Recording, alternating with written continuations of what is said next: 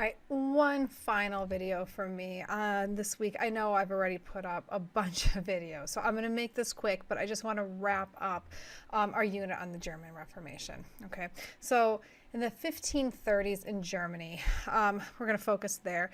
We are looking at about 15 years since the 95 Theses, right? Charles V had been absent from Germany from about 1532 to 1541. This partly explains the explosion of Protestantism during these years, but certainly not entirely. Okay, what's really interesting is all the imperial free cities become Protestant. All right, so there's a big urban component to embracing these new Protestant evangelical ideas. All right, but the political situation is really tenuous. Charles wanted to reign in the Protestant states, but he couldn't for a number of reasons. I truly think that people did want to reconcile, but theologically, by the 1530s, they are just so far apart. All right, the Catholic Church couldn't get it together to call a council. More and more states in the Holy Roman Empire and independent cities are embracing Protestantism. England had broken off from Rome by this point, which we'll spend some time on next week. All right, so it's a really different situation than back in the 1520s, okay? I want to take a minute to talk about older Luther. All right, we need to deal with this a little bit. Nobody would be quicker to tell you they were a sinner than Luther himself. But we get some kind of difficult stuff from him in these later years. The book gives you a rundown of his physical ailments on page 227. That's the Kittelson book. And as you read his biography, there are a number of times people thought he was going to die, but he pulled through. But the list of ailments, wow. He was able to continue to preach and to teach and be a public figure through most of this. He was also incredibly busy, busy beyond belief, or just running things, Anyway, his writing. So Luther was always prone to harsh polemics, all right? But things got significantly worse in his older years, though I don't think you can attribute to anything like dementia, because it wasn't wildly out of character for him, and he was in other ways like very sound of mind. Already in 1526, you have Melanchthon, who is more moderate in temperament than Luther, kind of noting in frustration, if only Luther would keep it quiet, And by far the most concerning thing he wrote is concerning the Jews and their lies. When we have a residential class, I really like to dig into this text and deal with it. Unfortunately, our format of asynchronous isn't very helpful, though if you come to the optional meetup, we can definitely dig into this. All right, but things are kind of deteriorating a little bit there. And then meanwhile, things are starting to unravel politically as well. By the time you get to the 1940s, things are a lot rougher for the Protestant states, okay? In May of 1544, Charles's brother Ferdinand successfully negotiates a truce with the Turks. So we firmed up the Turk issue, all right, in the continual wars we have on that front.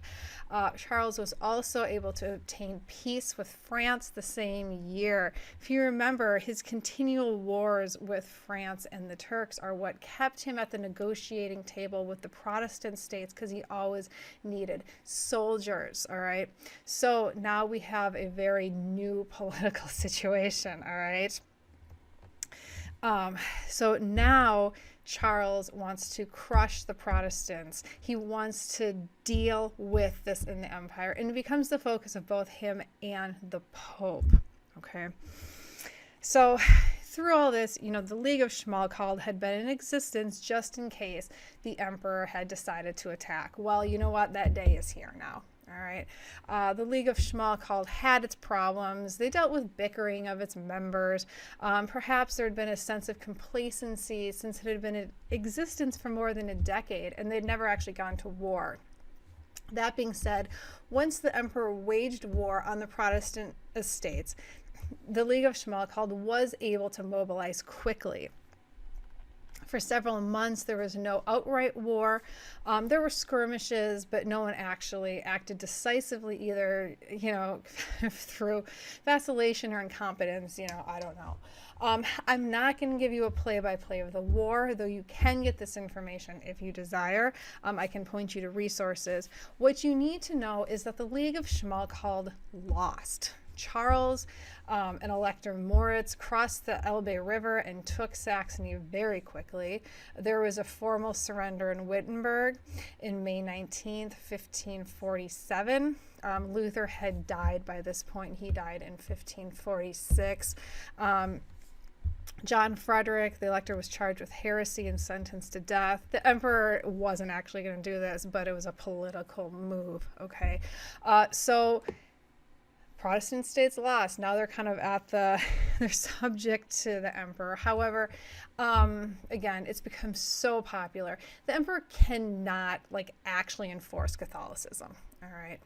So there's some other political happenings I'm going to leave alone. But what I want you to know here, and what kind of going forward, on September 25th, 1555, the estates within the Holy Roman Empire agreed to a permanent peace that became the status quo until the 30 Years' War in the 17th century. Okay, he who rules determines the religion. That's kind of the official statement. All right. There is something of note here. After 1552, if the prince of the estate converted, it would be considered a personal conversion and the territory would not convert. All right. So basically, Catholic estates stayed Catholic, Protestant ones stayed Protestant, and that is what it was. All right.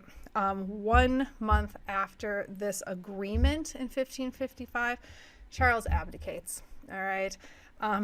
He was exhausted after an incredibly long and contentious reign.